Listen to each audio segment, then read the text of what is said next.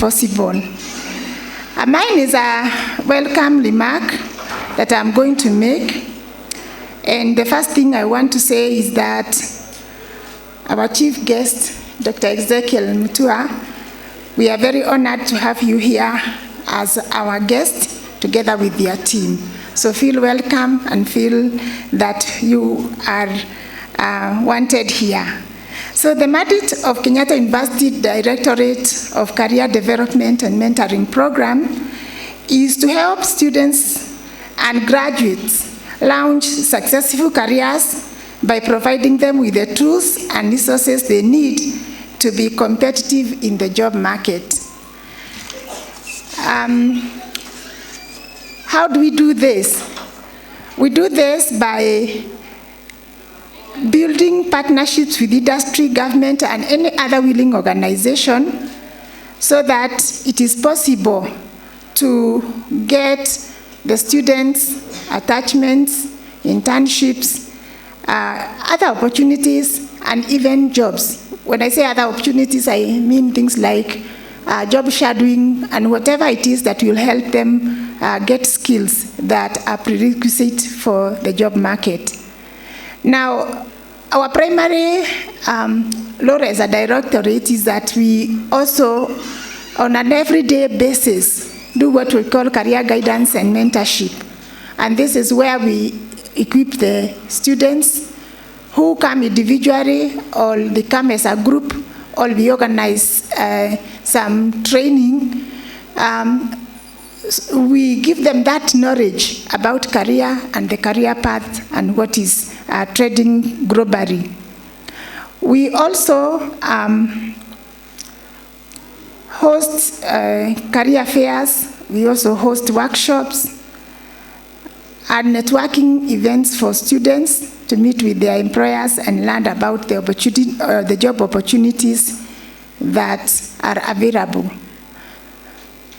The other thing that we do is that we have a Growing Leaders program, a 3-month certificate course for all final year students, whether it is a 4-year program, a 5-year program, or a 6-year program. All those finalists, they are requested to do that particular course to equip them with the skills, especially the soft skills and leadership skills that they need out there.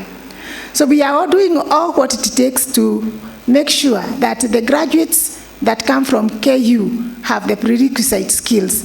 So in endeavor to bridge the so-called the gap between the graduates and the job market, the skills gap, which is so much needed to be bridged out there. Everywhere you go, you'll hear people say that there is a gap. Of course, we are so many graduates, yet the job market is offering this, and they say that you have to retrain our graduates. I think for Kenyatta University, we have continued to reduce that gap, and that is why we have high employability among our students.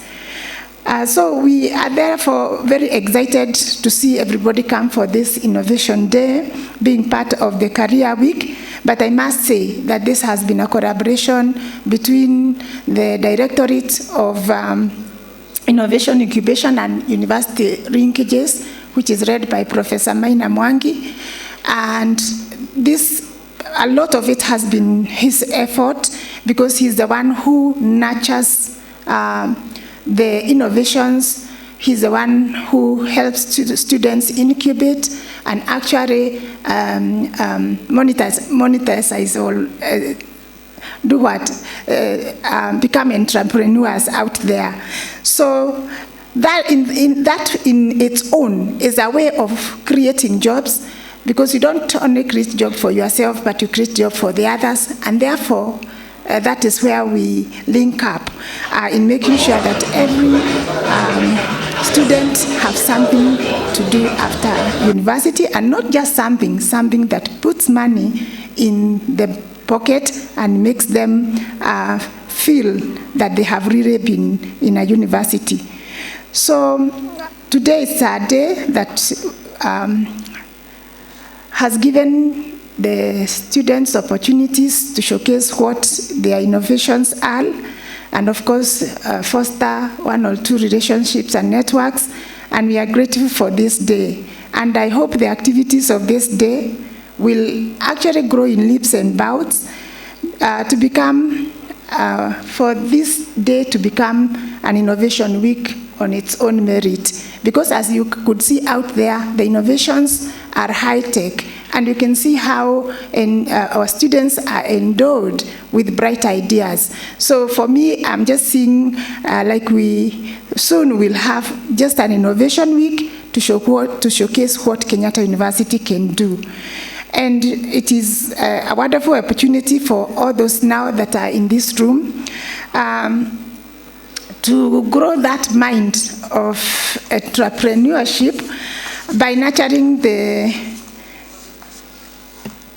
ideas that come to you. And today you'll be getting to know through the lineup of programs.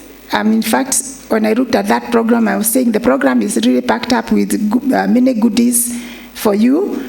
And I believe as we go through it, you will learn how to nurture the idea and how to incubate, how to do a startup, and eventually how to market whatever it is that you have to translate it into money.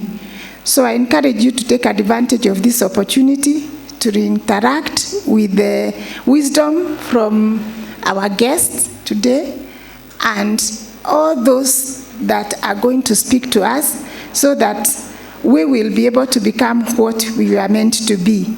So mine is just short, just to make everybody feel welcome in this place and to participate fully. And for now, I want to thank everyone for joining us today, together with our chief guest, and I wish that everybody will enjoy the day. So, having said that, it is my pleasure to welcome one of our guests. He is Clifton Nyakudi. Nyakudi is African Regional Manager, Arts Preso, and I welcome you to address the audience. Welcome, Mr. Nyakudi.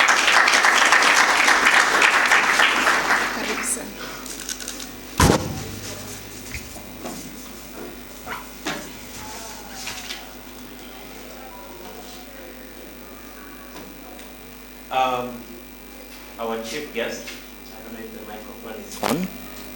Hello, thank you. Our chief guest, Dr. Ezekiel Mutua, Deputy Vice Chancellor, Professor Caroline Thorua, Dr. Margaret Muturi, Director, Career Development and Mentoring. It's indeed an honor and a joy to be invited as part of the HALT Prize Foundation to join your Innovation Day as part of your Career Week, and also to speak about the role that the HALT Prize Foundation plays in the innovation sector. The HALT Prize Foundation is an organization that gives a platform to young people like you and myself to launch for good and for profit social enterprises for $1 million US. Our organization transforms how young people envision their own possibilities as leaders of change in the world around them. The HALT Prize continues to be a disruptive global leader in economic entrepreneurship and youth empowerment for the 21st century. Each year, tens of thousands of college and university students from 100+ countries participate, and since its inception, participants have represented 2,000+ institutions of higher education. Our 2023 call to action is redefining or redesigning fashion to make it more sustainable. We challenge you to create a for-profit social venture in the fashion and clothing industry. Your idea must create a measurable positive impact on people and the planet and support the UN in meeting its SDGs by the 2030 deadline. The winning startup from every institution, including here at Kenyatta University, will have an opportunity to pitch in one of our global regional summits across 20 cities in the world. That means the winning team from the HALT Prize competition here in KU can proceed to Boston or Dubai or the Nairobi Summit, the summit of their choice, and compete with other countries for a spot in our global accelerator. What we are experiencing here today, ladies and gentlemen, at the HALT Prize is what we term as the heartbeat of our organization, the On-Campus program. This is the first stage of our annual cycle, which involves a series of capacity building activities that culminate in an on-campus final where youth come together to form teams that pitch ideas that will solve some of the world's biggest problems through social ventures. On-campus programs are driven by stellar student leaders as organizing committee led by campus directors. Here in Kenya, we have 67 institutions of higher learning that are engaging in the HALT Prize on-campus program. And across Africa, 1,250 universities are already engaging in the HALT Prize program, so you're in good hands. We're extremely grateful to the leadership of Kenyatta University for the support that you have accorded the on-campus program here at KU. The on-campus program here at Kenyatta University has been a stellar program year on, and we are proud to tell you that one of our global staff members at the HALT Prize Foundation is an alumni of Kenyatta University. Her name is Jolene Wangeshi. She was a former campus director here, and she runs HALT Prize, and she runs our West Africa office. So all countries in West Africa are managed by an alumni of Kenyatta University. And she is a former campus director for the HALT Prize program here. So what we are saying, in short, we also believe and hire from our community of entrepreneurs. In supporting more startups with seed funding, my office is engaging like-minded partners across Africa to set up an accelerator and a fund for startups in Africa. I'm glad to announce that I have joined the Chandaria Foundation in discussions as a potential partner towards this realization. In that regard, we'd like to invite you into the conversation, and we'll be engaging you further and giving you feedback to what we're able to develop together. Our campus directors from KU have always cited how much support they have gotten from the Directorate of Innovation and University Linkages, and we'd like to explore what more HALT Prize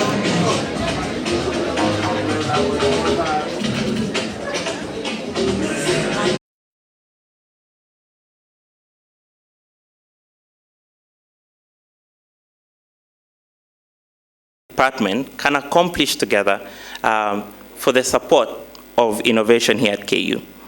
Dr. Ezekiel Mutua, we are extremely grateful to have you grace this occasion today, and we extend our invite to you for the HALT Prize Nairobi Regional Summit as a judge. About 60 startups from 20+ countries globally will be coming here in Nairobi to compete for a spot at our Summer Accelerator in Paris later this year. So it's a day-long commitment, and I look forward to engage your office towards this realization. With that said, ladies and gentlemen, I'd like to say good job to the HALT Prize team at Kenyatta University, led by Winnie, and the Career Week team for having this Innovation Day as part of your engagement points this week. We are proud of what you are doing. This is what the HALT Prize is all about, giving a platform to youth to become change makers in their local communities and leading a generation to change the world. Thank you very much, and God bless you. Let's give another big hand to Clifton Nyakundi. Yes, chief guest, now it's my pleasure to welcome Professor Maina Mwangi, the Director, Innovation, Incubation and University Industry Linkages, to give brief remarks, and also welcome the Vice Chancellor, being represented by Professor Caroline Thorua, Acting Deputy Vice Chancellor, Research, Innovation and Outreach. Tupigie makofi, Professor.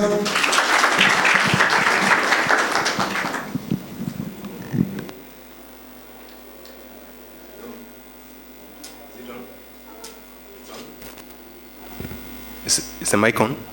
Okay, good morning.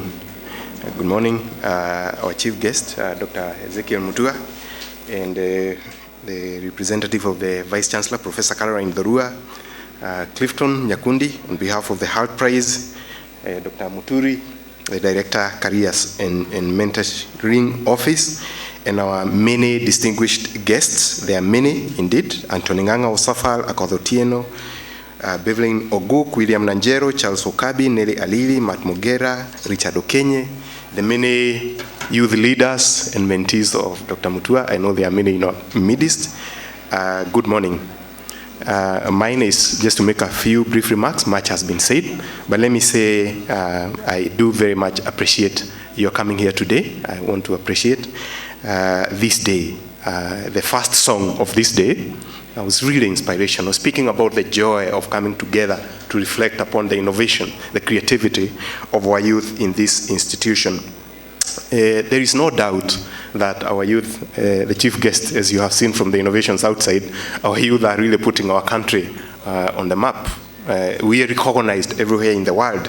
And as, I don't know whether it is me, you know, I went to school some years ago. I think we need a software to interpret the soft word. It's a bit, to, you know, the sheng, is it? But from what I picked, we are really going places, isn't it? And that's the spirit. We are going places. So I know, I know the DVC and on behalf of the Vice Chancellor would remark, the KU is making great investments to support the government agenda on innovation. Because if you are listening to what the government is saying, you know they are big on innovation to get the country moving forward.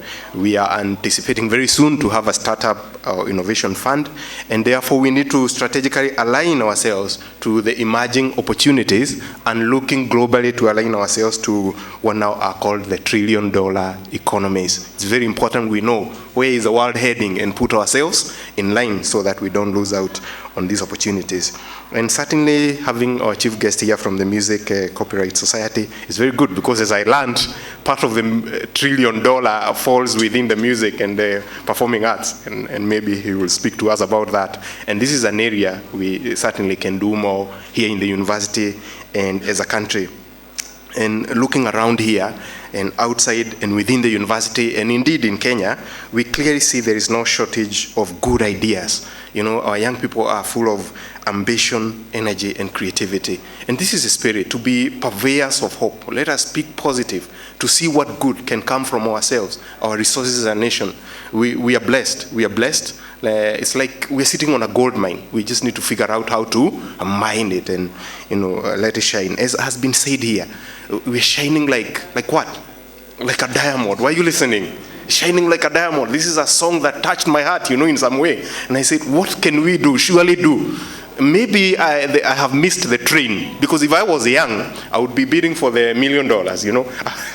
I would be there, but now, you see, I'm not allowed to maybe I should partner with somebody here in case they win the thing. But the thing I want to say is, to me, to us as an institution, and to us as individuals, we need to ask ourselves, what do we need to do so that we can light this fire, ignite this flame, and make sure our people are shining like these diamonds, you know, that have been sung about here. This is truly an important day, and I'm really so happy that it has come together. I thank the Careers Office for the cooperation. Winnie at HALT Prize, I truly can't thank you guys enough for getting us here. But we still have the day ahead of us. I know time is short, but it's so far well spent. I know there will be much more to say in the course of the day. I thank you all. I would like to take this opportunity to invite Professor Caroline Dorua to give her remarks. Thank you all.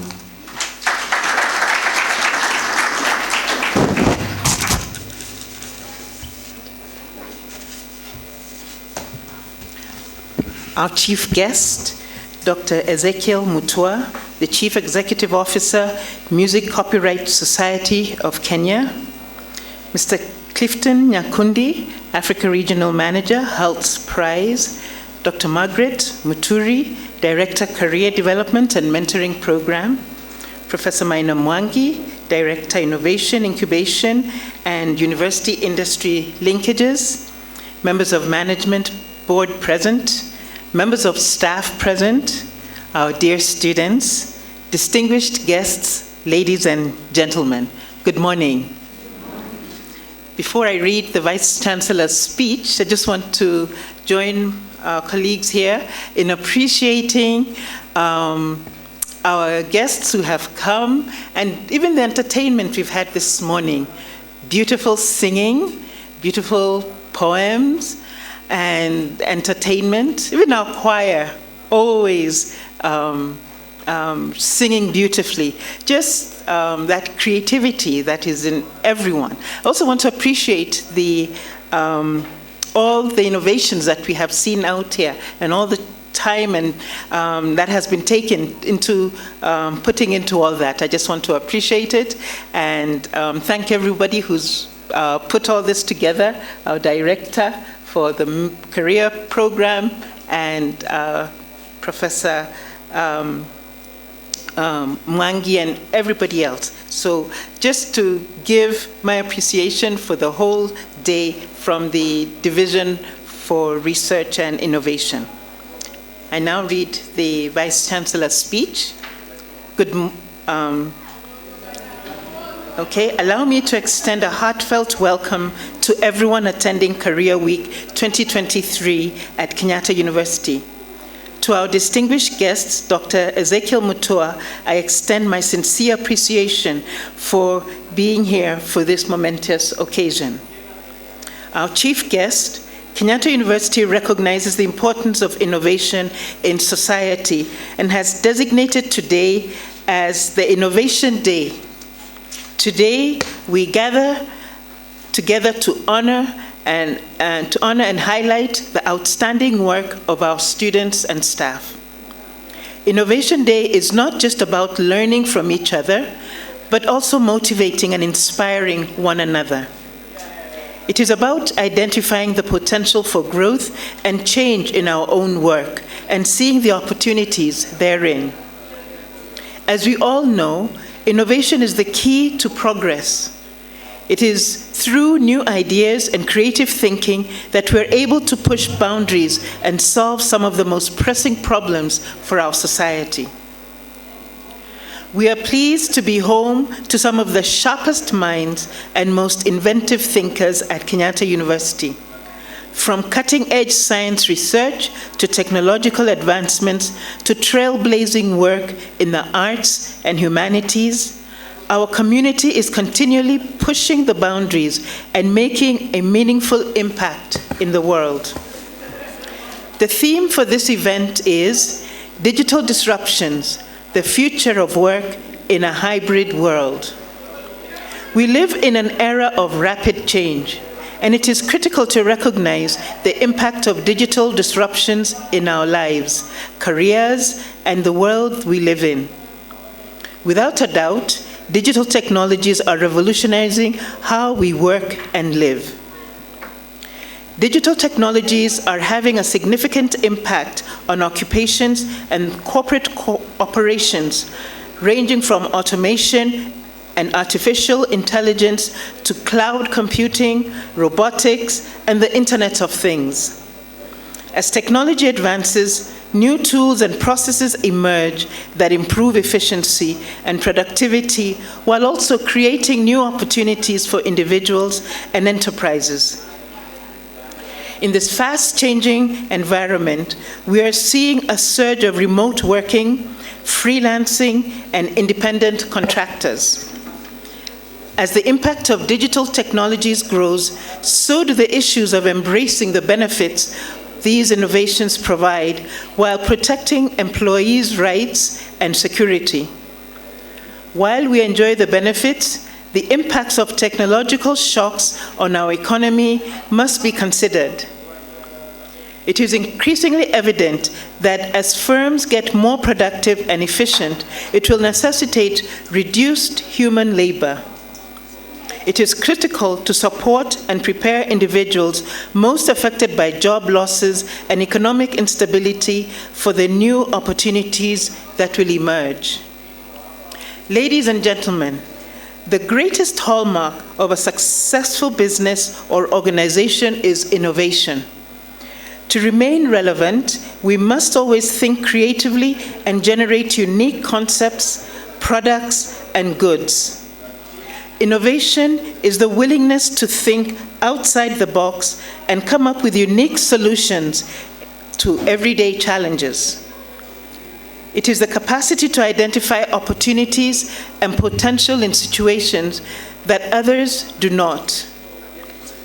Each of us can cultivate and foster innovation in ourselves and others. Our economic growth, social progress, and international standing depend on our ability to innovate. It is not something that only occurs in the workplace or the laboratory. It's part of everyday, daily routine. Kenyatta University fosters an environment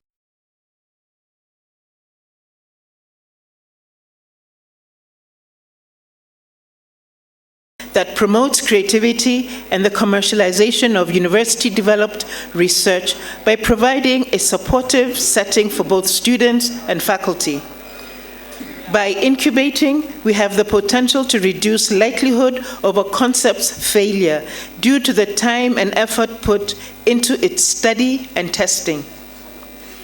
We are enthusiastic about Kenyatta University's leadership in assisting innovators on their entrepreneurship path, and we are proud of the countless enterprises that have been supported in recent years. We have put in place the essential safeguards to ensure that our students have access to information and services that will help them advance in their careers. We believe in collaboration, and we are working hard to improve our ties with industries. We have already begun to share our resources and experience, and we have reserved 30% of the capacity at the Chandaria Center for non-KU innovators. I implore you, dear students, to be adaptive and open-minded. Prepare yourself to take risks and fail so that you can learn from your mistakes. Innovation can be both exhilarating and taxing. It necessitates significant time and effort investments, but the profits can be immense. Finally, the installations on display during this Innovation Day show that it is possible when our youth are effectively encouraged to use their ideas. Our hope is that these discoveries will grow into strong enterprises, creating opportunities for the innovators and other Kenyans. We are committed to continually assisting our students, employees, and partners in commercial endeavors. Innovators, thank you for making this day possible. It is now my pleasure to invite our chief guest, Dr. Ezekiel Mutua, to address us on commercialization of intellectual property. Thank you, and God bless you.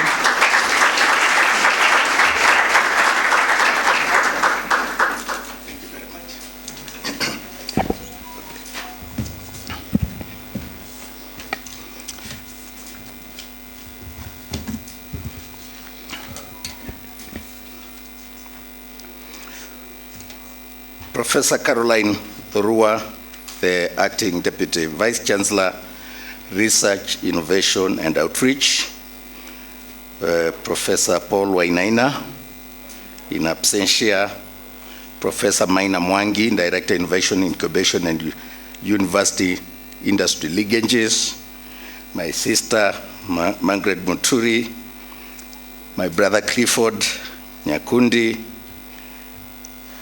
the other invited guests and innovators, both from here, this great and prestigious university, and outside, the great people who have entertained us, the exhibitors who have shown us great innovations outside there, my colleagues from the Music Copyright Society of Kenya, the great mentees that I came with, leaders in their own right, and I'll be asking them to come forward as I speak, please, if you don't mind, the whole team that came with me. And I can also see Andvice Modalo, the Youth League chairman of the Jubilee Party. I will also invite him to join me, because I'd like you guys to say Njambo and at least let people know that you are here. He looks like he came with his own team as well. But allow me to say, Professor Thorua, how delighted I am to be here. And the excitement that got into me when I got this invitation letter and saw the kind of conference or the career fair that you're organizing, I publicized it. And so my mentees from everywhere tagged along, and they called and told me we have to go with you. And that's the reason I came with a big team. I also came with a team from Music Corporate Society of Kenya, so allow me to ask them just to use this microphone. Just say your name. Oh, there's one. Excellent. Just introduce yourself in the interest of time, if you can be brief. Good morning, everyone. My name is Margaret Atanas. I work with Dr. Mutua at MCSK. Thank you. Good morning, everyone. Good morning once again. My name is Mundalo Advice. I serve on the Jubilee Party. I'm one of the mentees of Dr. Ezekiel Mutua. Thank you very much. Good morning, everyone. Oh, it's afternoon. Sorry. I'm Bonventure Oduoro Tieno Binda. I'm the national chairperson, Party of Growth and Prosperity, and also a member of Nairobi Student Leaders Forum. A very proud mentee of Dr. Ezekiel Mutua. Thank you so much, Dr. Thank you. All protocols observed. Good afternoon. My name is Eunice Malelu. I'm the Youth Senator for Makueni County, and I'm also a proud mentee of Dr. Ezekiel Mutua MBS. Thank you. Thank you. Youth power. Youth power.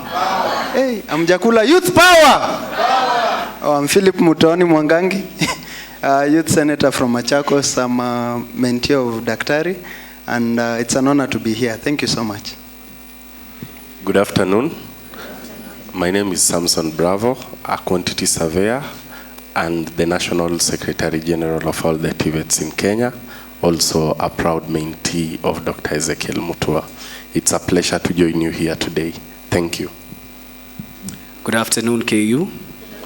You guys have a city within a city in your school, so that's a big thing for you. Israel Ugadiru is my name. I am the chairperson of the Nairobi Student Leaders Forum and a proud mentee of Dr. Ezekiel Mutua. Good afternoon, everyone. My name is Millicent Naserian. I'm the Youth Senator for Narok County and a proud mentee of Dr. Ezekiel Mutua. Thank you. If given latitude, I will say more by Daktari, but for now, my name is John Mweke. I'm the Youth Senator for Kitui County. I'm proud to be a mentee of Dr. Ezekiel Mutua, MBS. Thank you. Thank you. Like you can see, they come from across the country, but when the Youth Senate program was started, I identified the ones from my home counties of Machakos, Kitui, and Makueni, where I come from, because charity begins at home. And if you're a true mentor, then you begin there. It's a huge challenge, but I'm so proud of these guys, leaders in their own right, some of them holding very senior political positions or positions in political parties, others working in very big companies, others working in the government, others pursuing different business ventures, and all of them aligned to the vision and the ideology of values and the ideals that we stand for. Ideals of honesty, integrity, hard work, sacrifice for one another and loving your society. Like the Scouts say, putting God first, others, and then yourself. Those are the things we try to do. The mentorship program is not really a physical place. It is just interaction with friends. Some of them, they call me their mentor, but really I learn a lot from them, including my colleagues. Like Margaret has been with Music Corporate Society of Kenya for over 30 years. Tenacity, perseverance, being able through thick and thin to stay in one place, understand it. She's like a moving library of Music Corporate Society of Kenya. And I can say a lot about each one of these guys. Mudalo is the one causing all these mandamanos that you are seeing around for Baba. He's the chairman of the Jubilee Youth League. In fact, if Jubilee came to power right now, I think Mudalo would be a minister, and so on and so forth. So it's not just about mentorship and remaining like you are subdued. It's about thinking wide. It's about opening your minds to the possibilities.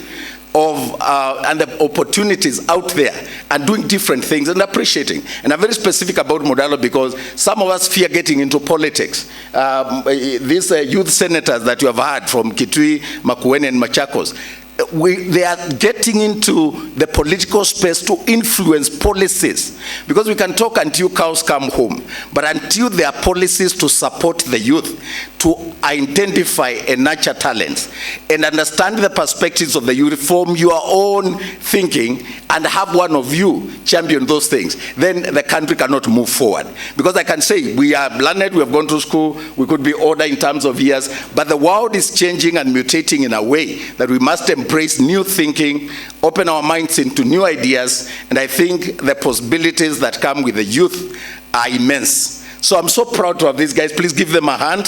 Appreciate them as they go to sit. Thank you guys. Thank you guys. I love you. I know we don't say those kind of things where I come from. We are traditional. We want to, kangumu. Yeah? But life is, we are in an innovation place. So if you come from a community like mine, we are saying I love you sounds a bit funny. People look at you, did you just say that? I truly love you. And I'm so proud of you. This is amazing. The fact that you can even come along, spend your money, time, just to tag along to be in places like this makes me so proud of you. I pray that God will favor you, that God will honor you, and that this desire for knowledge and the hunger and thirst for knowledge, for interaction, for building networks, because like some of you who came earlier, you had the opportunity to meet with Professor Mwangi from the Manu Chandaria, and you can see now the connections, meeting with Madam Dhurua when we met, when we arrived, and all these connections build great networks that go beyond what you had today. They say your network is your net worth, and therefore every day purpose to create a new friend and to know something new. Having said that, allow me to make this very brief. I want to indicate my greatest and profound appreciation for having been invited to my alma mater, Kenyatta University.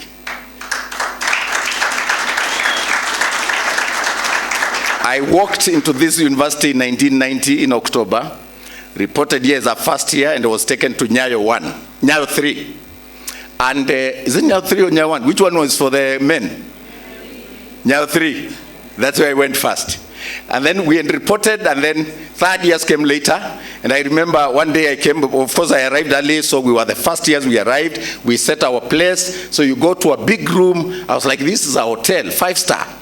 So I went and took the lower decker and arranged my things, and I was living a good life for 2 weeks until 3rd years came.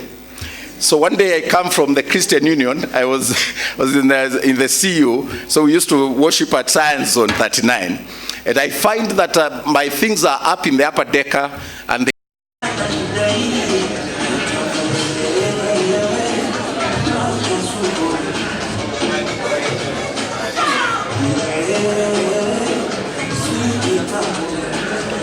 downstairs, and this gentleman introduces himself and he asked me, young man, so, and where I come from, because I was the school captain and CU chairman of Tala High School in my Form 6, so I was not used to people talking to me like that.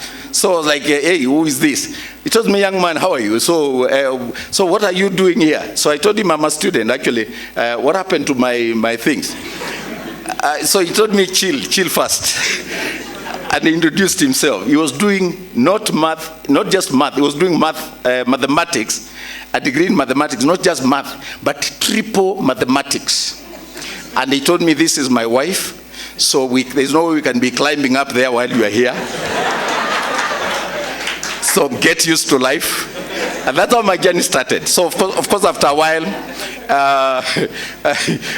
it was very fun. But I said this is a good challenge. So I used to preach to them, tell them not to misbehave in my presence, and started preaching. One time while I was up there sleeping, I don't know what happened, and I didn't know that my roommate used to be epileptic. So there's commotion and all this, and the girl takes off in a night dress, and so we remained there with my brother. And I carried him all the way to the health center, and he got treated. We became friends, and he actually gave his life to the Lord Jesus, and he got born again. I have his permission to tell this story because I've told it in his presence, and when I don't, he does it, but I will not mention his name.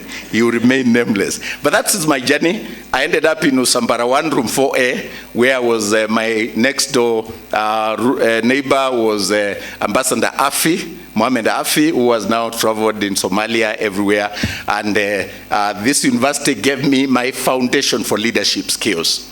I have gone to the University of Nairobi for my master's. I've gone to Moi University for my PhD. I have been given degrees, and I have earned certificates from everywhere. I think I've done every certificate or course there is to do in government during my sojourn, but it's Kenyatta University that has remained engraved in my mind as the foundation of what I am today. My values, my leadership skills, and my survival tactics, they were honed here in this university. This is a good place because KU is a family. So, because this is about looking for or creating employability, providing employability skills, I wanted to give you my story. Because I left here in February 1994. I was not an 844, so I took 4 years, but it's because 1 year there was a riot and we were home for 1 year. So I ended up taking 4 years, although I was in the former system. And I finished in 1994, February. And by April, I had a job because of the skills I learned here.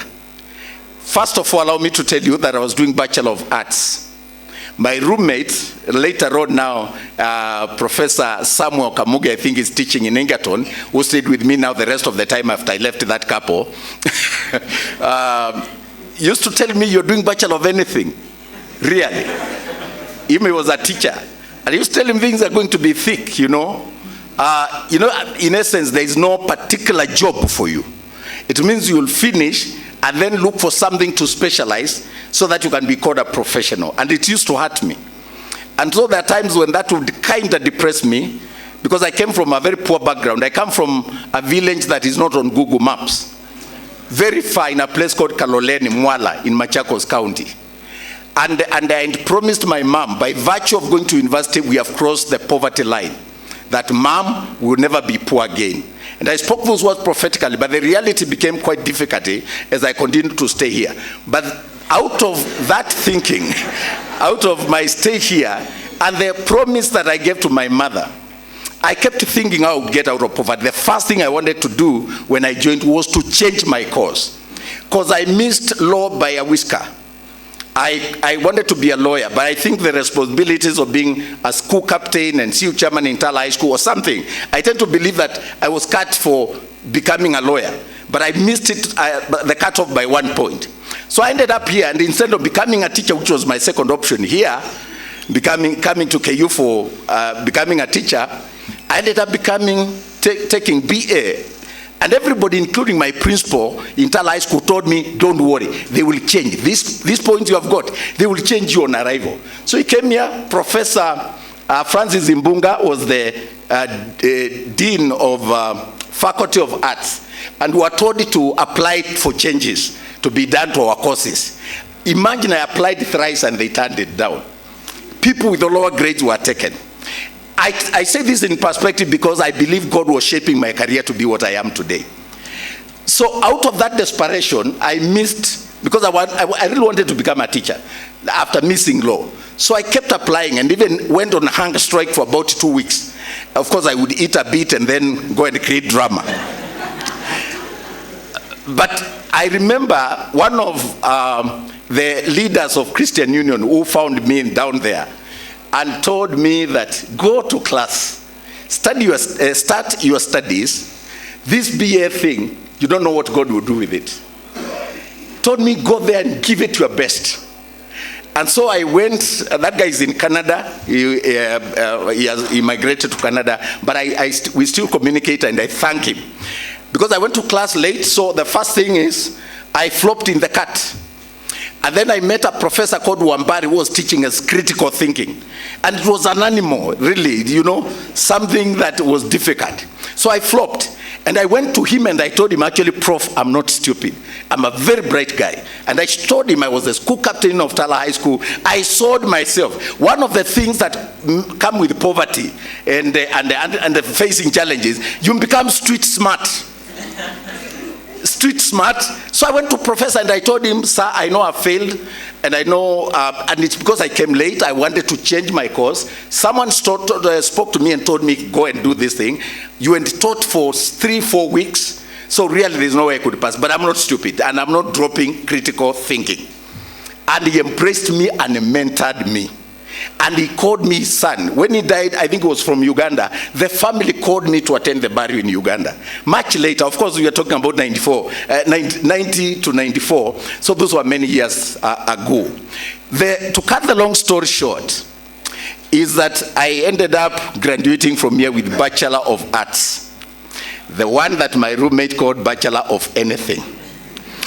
But before I left, there's another story. I told you we went home for 1 year. There was a riot where we banned David Mulwa's car. You remember that popular thespian? I was not there. I was worshiping in Science Zone. We were rained with the stones, but still sent home and punished en masse. When we came back, we had lost 1 year, and also the boom was removed. When I came here, we were paid 5,380, which was the boom. But now, by the time we're coming back, there's no boom, there's no chapati, and we're actually paying school fees. So those of us who claimed to be poor, because the people didn't believe we were poor, we were told to apply for bursaries. So I remember appearing before a panel, and one professor asked me, so why do you want a bursary? And I said, because I'm poor. He asked, why are you poor? And he was asking very stupid. Why are you poor? I said, because I'm poor. I was not prepared for that. But my critical thinking skills quickly came to bear. So he was asking questions, not about even where you come from. What does your father do? Then I thought in Kekamba. In Kekamba, I said my father does nothing. You know, I meant ndekaundu in French. Don't wake, I meant he doesn't work, he's not employed. So this professor got livid. Your father sleeps the whole day? And I was like, actually, in a manner of speech, he does. I mean, he doesn't do anything, he doesn't work. And but I was so offended. By the time I finished, I was so sure there is no scholarship. So I knew I had fees to pay. But somehow I was never sent home. So I graduated in 1994, February, and went home with the mind that I must get a job, because we used to finish and graduate in October. We would finish and then stay until October for the graduation ceremony. I knew I would never get the certificate because I was estimating I owed about 300,000. So I talked and sweet-talked my lecturers. I remember Professor Clara Momanyi. I used even to take her to the student center and buy her soda, and we sit on those stones. I befriended them. Namwambia mwalimu, do you know I have a future? Do you know I even dreamt of being a president? I even lied to her that one time there is a preacher called Bishop Kitonga that he prayed and he saw. By the way, later on I discovered it was true. But that time I was just cooking it up, that I will become a president. So I befriended Professor Kere, who was teaching me the law of labor and the industry. I befriended several people, including the Vice Chancellor, Professor George Eshwani then. So this is what I did. I requested them and pleaded, please write for me recommendation letters. Andika mimi ni mzuri. After all, you have nothing to lose. We may never meet again. I'm a poor kid who could as well go and disappear. But if you write this thing, you have nothing to lose. I might become a big person and we meet later in life. Professor Kere and the Englishman, Ile Sharia, used to come from Nairobi University, the campus, to teach us a course in a unit. I took units in law all through my course here. And all those professors wrote for me good recommendation letters. How amazing I was. Industrious, friendly, hardworking. You know those words? I went with those letters. You can't believe it. I was posted as a DO in Siaya. I didn't settle down well. Coming from Wala, poor, no money, nothing. Came to a college called Marinold Institute of African Studies in Karen, where I used to assist students from America with their research. Did very well. And then while there, Nation Media Group was looking for researchers. They were rebranding after the 1992 elections, where they were accused of tribalism and favoring the Kikuyu candidates. So they were told there's one guy, atari sana kwa research. That's how I ended up in Nation. But when I got there, I became a journalist and worked there for 9 years. Now this is the story. I worked for 9 years without a degree certificate at Nation Media Group. It was one of the biggest companies then. Nation Media Group was a blue chip company compared to Coca-Cola, maybe breweries, East African Industries. It was huge. And because of the letters of recommendation that I got from my lecturers and from my mentors here, I worked at Nation. Even if you go there now, 9 years is a long time. I rose through the ranks from a trainee reporter to become a sub-editor, and that's where I was elected Secretary General of Kenya Union of Journalists. And I worked there without a degree certificate, because even when Nation came, I believed that I still had a debt. And I was not quite sure. So I ended up here, and many other reasons. I ended up here late. I picked my gown in the morning of the graduation. And by the time I was getting to the graduation square, they closed. The president had come and the gate was closed. So I graduated outside the square. I was climbing on those to tell my mom, listen, they're about to call my name. Because it's Mutua he, Mutua hi, Mutua ndi, Mutua la la la la. So I thought, Unmesikia Mutua hi, that is me now. We got back into Akamatatu, we went home, I was depressed. But I told my mom I'll become someone big and I'll take care of her. And I do today. She's over 100, my dad is 107, and I take care of them. But I worked here, thank you. I promised that the poverty that afflicted me, Kenyatta University, just the fact that I entered this university, that poverty will never afflict my children, it will never afflict my siblings, it will never afflict my parents. And I thank God that today I mean something. I may not have done much, but at least I've done something. This may not have anything to do with innovation, you say. This may not be ICT, this may not be intellectual property, you say. But it is. It is, because I worked for a blue chip company for 9 years. Now, the other story is that I took 15 years between my first degree here and my master's. I could not go for my master's immediately. And the reason is because I could not afford to go back and uplift my family.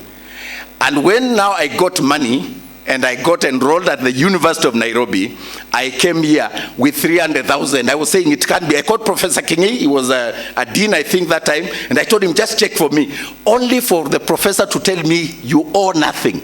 So I came and picked my certificate. The rest, as they say, is history.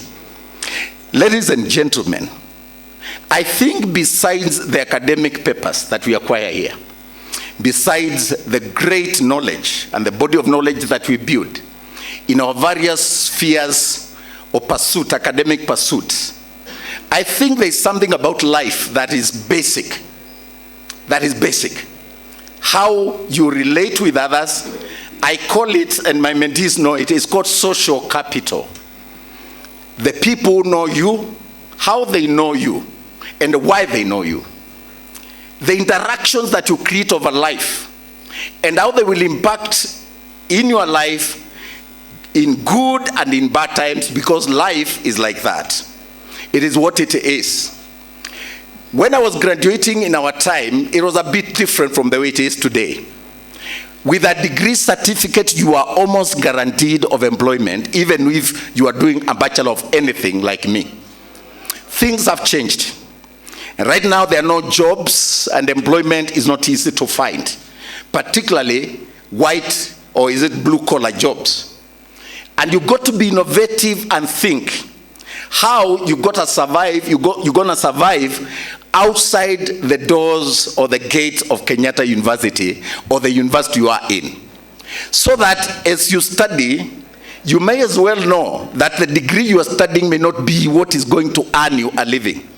I did Bachelor of Arts Sociology, but I ended up becoming a journalist, become administrator, ended up becoming even Secretary General of Kenya Union of Journalists, Director of Information and Public Communications, Secretary of Information, and now a CEO, and I believe now I'm cut for leadership, because all through my life, I've also empowered myself with certificates and diplomas, honorary degrees. Right now, there's a university in London that wants to give me professorship. I am there to check that later, how genuine that is. But they are saying from papers that you have published, we think you qualify. That said, I think the paper is one part of evidence that you went to school.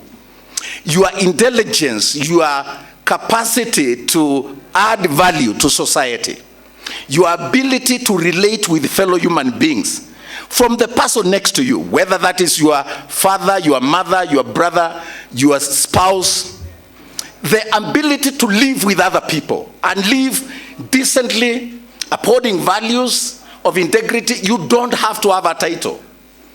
You may never have a title. And it's not important to have a title. What you need is the ability to live a decent life, overcome the vagaries, the basic vagaries, and be able to live a normal life where you are fulfilled and you are happy, but also be able to interact with people and be able to apply the knowledge you learned from the books to make life better for yourself and for others. If you are not impacting anybody else, and all you have done is to acquire a paper and go to the very specific course that you did here or you did in the university, you are probably not making much difference. So that as we embrace this career fair, I think we need to think outside the box. In fact, I dare say, think without the box. And thinking without the box entails reimagining the dynamics and fundamentals of work. They called the topic digital disruption, and they said it is the future of work in a hybrid world.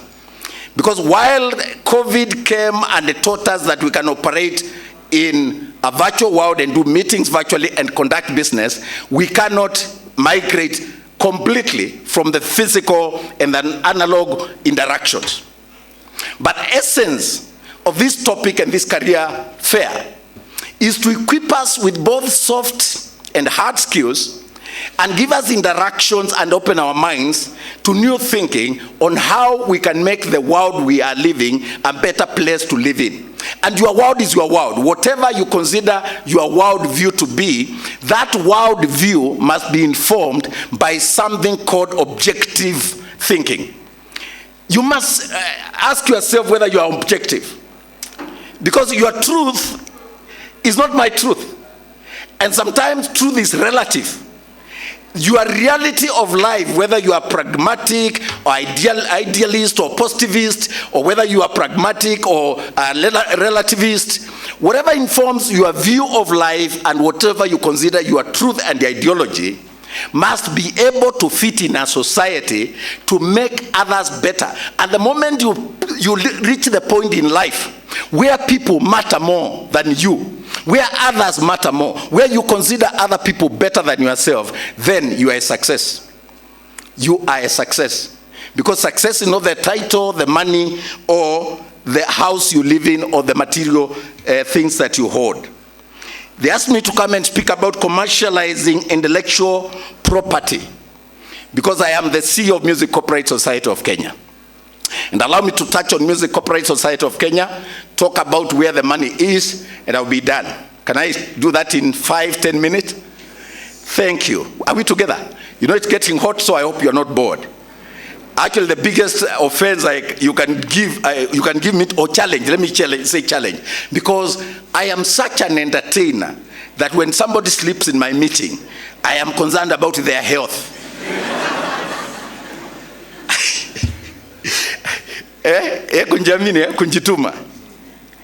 Music Copyright Society of Kenya, where I work, and I'm the CEO, and I introduce my colleagues, is called a collective management organization, a CMO. CMOs are organizations that are given powers by artists to administer copyright on their behalf. So, musicians who are gifted in composing music may not be quite skilled in the business of copyright and selling their music and administering copyright. So they give deeds of assignment to MCSK to administer copyright on their behalf. And how do we do it? We do it by collecting and distributing royalties. Traditionally, those are the traditional roles of MCSK, or a CMO, as MCSK is. Registered in 1983, this year, MCSK is celebrating 40 years. So they say life begins at 40. I visited the Honorable Ababu Namwamba and I told him we are 40 years, Waziri, and we went to celebrate with him, and he told me life has just begun for MCSK. So wait to hear more, especially now that I'm there and I don't fail. Whatever I touch, succeed. That's me. So if you want to succeed, you ensure I touch you. Quite literally. Yeah, quite literally. But if I can't touch you, then virtually, hybrid. So we are celebrating 40 years. And as we celebrate this, I was thinking about the power of music, both as a vehicle for making money, as talent, as an exhibition of innovation coming out of you into music, in the form of music, to entertain, to inform, to educate, but more essentially to shape societal values, because music is powerful. We sing in burials, we sing in birthdays, we sing in weddings. Music is everywhere. In fact, music is so powerful that during COVID, a musician from South Africa called Master KG released a song which had actually been there before, but it came into the airwaves, Jerusalem. And Jerusalem Challenge became a sensation that globally Master KG is known because of a song called Jerusalem. By the way, it's not necessarily sung in English. In fact, most of it is in, is it Zulu or which language is it? But what it means is that good music resonates with humanity. I think we were musical by nature. If you want to tune a girl, sing to her song. Jifunze kuimbia wasichana wimbo. Don't be a boring Christian. In fact, sijua umeokoka ati neno kitu. Sing a song. A nice song. Lean on me when you are not strong. I'll be your friend. Huh? Sing a song. Sing the girl a song. Don't be boring. Music. Music, in fact, if you want to know a tool for liberation, including the things that Modalo was doing on Sunday in Jacaranda, music is part of it. A tool for liberation, revolution, music, powerful. And a lot of musicians are gifted in creating music, in composing music, in publishing, but they do not understand the business of music. And that's why I wanted to touch on this topic. Because some of the things that define the business of music is also understanding music as a product that you are taking to the market. You know, some people just sing to entertain, they just sing because they got a revelation. And they do not understand, then this is also a livelihood. Actually, some of the richest people in the world today, they are musicians. I was just checking the top 20 musicians in US. Jay-Z, Beyonce, the Kanye West of this world, Mariah Carey. And all of them, about 27 of them, if I'm not wrong, are in the bracket of billionaires in the US. And they don't do much. It doesn't take much. Your voice, but an ecosystem that supports the music business. What is the name of this young girl? Is she from Jamaica? Rihanna. Rihanna she's who? I think it's Rihanna. In her early 30s, she's, according to Forbes magazine, worth 1.7 billion.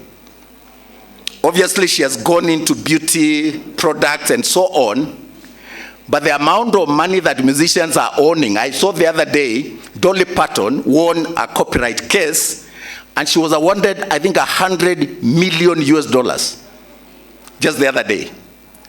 Some of the richest people in the world today, they are either innovators, they are sports people, or they are in this sector of entertainment, media and entertainment. It's a very lucrative world. So if you're gifted in music, then you need to become a member of MCSK from today. This career fair should be your launching pad into music. I saw the other day, some people were trolling, what is this, Triomeo? Yeah, that one, that young man, Si Pangwingwi. I don't know whether it is true, I didn't follow, but I sent a message to encourage him, in case he got that grade that we are posting, Triomeo, on account of where I come from, please understand me. I have really succeeded in life to be able even to stand here. I come from Mukambani, but how will you know that I'm original, authentic? The original Kamba guy, you know? Triomeo is a millionaire in his own right. He's influencing society. I think he started singing when he was in Form 2. The people who are trolling him are keyboard warriors who are poor, some of them in Kawangware, using stolen bundles and Wi-Fi to troll a millionaire and somebody who has already identified their purpose in life. You can imagine if that guy is well mentored, how far he can go. There is so much money in this ecosystem of innovations, sports, and entertainment. And this is what universities need to focus on. The reason I am so grateful to Kenyatta University, my alma mater, for leading by example and partnering with Manu Chandari and now Hearts Prize to ensure that we don't just make it a KU affair, but that we bring these innovations and influence that the impact KU has as a university and as an institution of higher learning to impact the areas around here and to impact the whole country and the continent of Africa and the world through partnerships, because the future lies in engagement, partnerships, and collaboration. You can never succeed alone. No one succeeds alone. And so as we come as Music Corporate Society of Kenya, we also realize the dynamics are changing. So while for so long, for 40 years we existed as MCSK, with the time and with the Copyright Act coming into force, we discovered other things that they are called related rights. There is copyright and related rights, which belong to the producers under the Kenya Association of Music Producers and Performers' Rights Society of Kenya, representing the performing rights. So that we encompass all those rights and bring them together and maximize on monetization and the profits and ensure that musicians of the future will not die poor like Daud Kabaka or the other entertainers who have entertained us and only focused on entertaining us, and they didn't understand the business of music. And so the challenge I throw to you as innovators, as musicians, is where is the money? Even in sports. Where is the money? Because sometimes I get so concerned when I see, for example, our Kalenjin brothers. Someone is talented from the Great Rift, from Elgeyo Marakwet, and we discover them the way we discovered Ferdinand Omanyala, one of our own, the greatest sensation now, cutting into areas that were not seen to be Kenyan, because we were distinguished and known for long distance running. But whoever thought there would be Ferdinand, a young man. But what we do, our Kalenjin brothers, when we discover someone like that, because they are the dominant, by the way, this is not negative ethnicity. There's something called positive ethnicity. The agility of the Kalenjins, the loyalty of the Kamba people, the industrial spirit of the Kikuyu, the appetite of Aluya.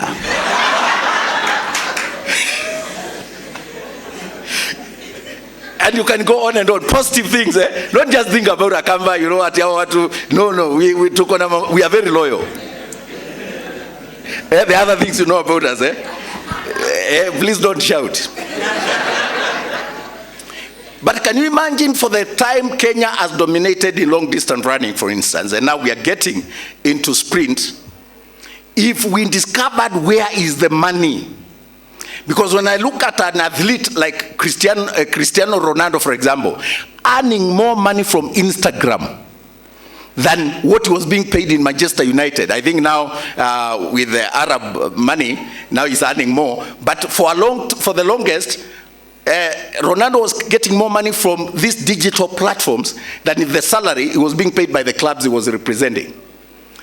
There's more money in these digital platforms. Don't just use them to troll people or to insult people. There is money, and you can make real wealth out of the money, out of running.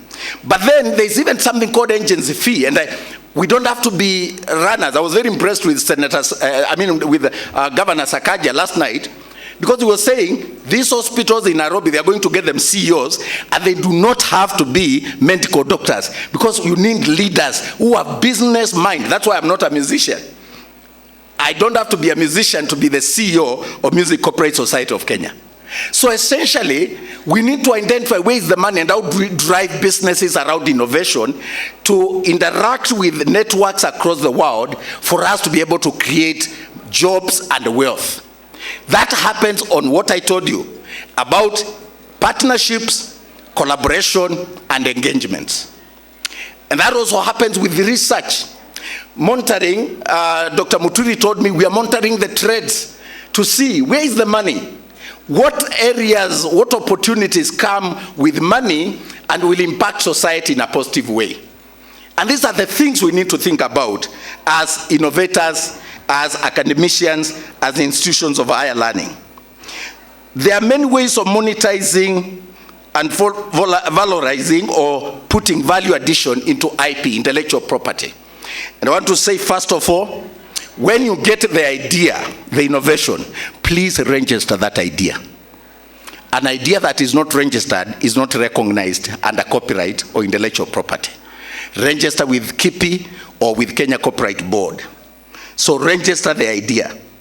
Number two, learn to sell the idea. You may be gifted, but you don't have the money to broaden the economics of business or to make that into an industry. But there's somebody else like Manu Chandaria Foundation and others who can put money into it. So collaborate with people to ensure that you sell your intellectual property. Or where you are not able to maximize, you get into collaboration and partnership with other people who can give you the knowledge. And here is where the role of lawyers come in. If you are gifted and you find an idea, get a good lawyer. Talk to them. Craft the rights. They will advise you. So that your contract, because part of why our musicians are dying poor is because of contracts that they signed that took away their rights. They signed away their intellectual property. So you need to get a good lawyer.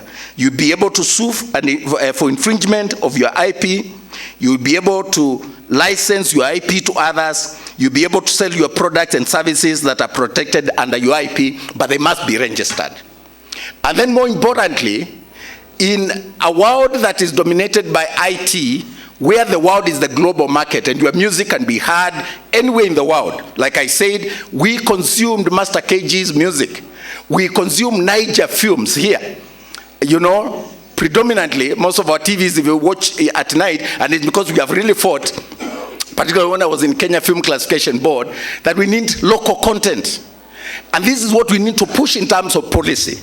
That we as innovators, as entertainers, we can create solutions that will touch our immediate needs, and local consumption will be the real talk in our government boardrooms and in our policy making meetings.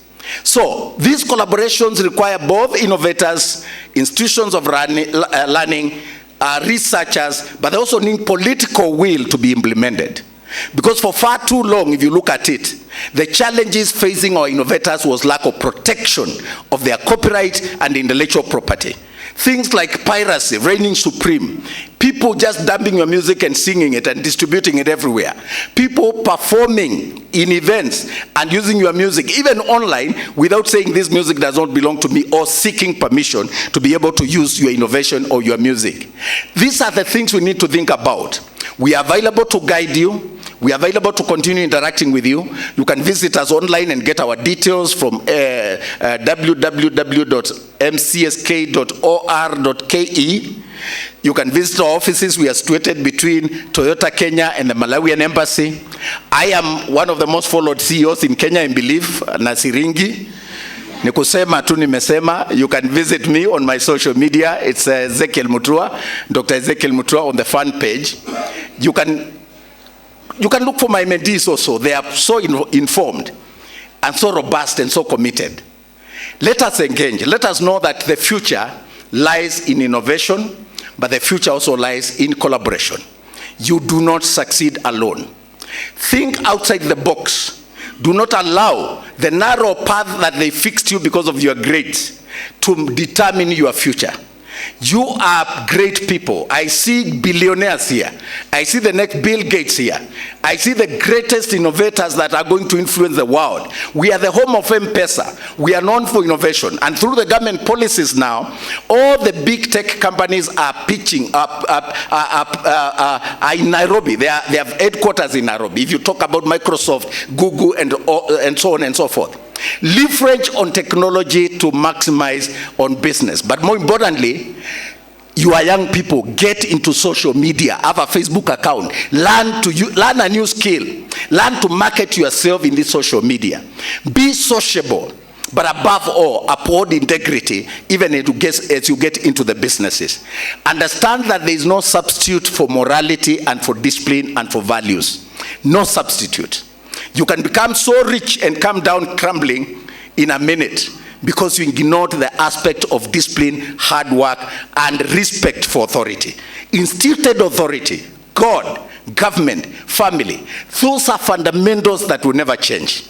My appeal to you and my prayer is that as you pursue knowledge and greatness, that will hold those basic values of integrity, respect for others, and that you will commit to be a responsible citizen who will not hurt anyone else, but you try to do good every day. Somebody asked their grandfather, which career can I get into where there are opportunities? And the old man said, be a good human being. It's one of the best careers and is not congested. God bless you.